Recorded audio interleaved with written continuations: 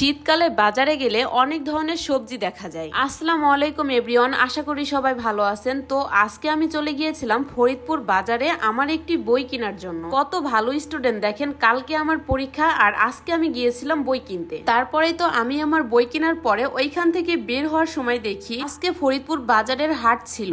অনেক বেশি সবজি উঠেছে এই বাজারে। শীতকালে বাজারে অনেক ধরনের সবজি পাওয়া যায়, নতুন আলু থেকে শুরু করে আরো অনেক ধরনের সবজি, পাতাকপি, ফুলকপি। গরমের দিন তো হাতে গুনে কয়েকটা সবজি পাওয়া যায়, তবে শীতকালে মনে হয় সব ধরনের সবজি পাওয়া যায়। যদিও আমি কখনো কোনোদিন বাজার করিনি, তবে আজকে বই কিনতে গিয়ে দেখি এত এত সবজি, মনে তো হয়েছিল কিছু কিছু কিনে নিয়ে যাই। এখানে আসলে দেখতেছিলাম কত ধরনের মশলা, মানে একটা দোকানে সব ধরনের মশলা এবং একটা দোকানে সব ধরনের সবজি। সত্যি বলতে এত কিছু দেখে আমার ইচ্ছা হয়েছিল সব ধরনের সবজি একটু একটু করে বাসায় কিনে নিয়ে যাই। তবে যাই হোক, কি আর করার, আমি তো গিয়েছিলাম বই কিনতে, বাজার করার জন্য তো আর যাইনি।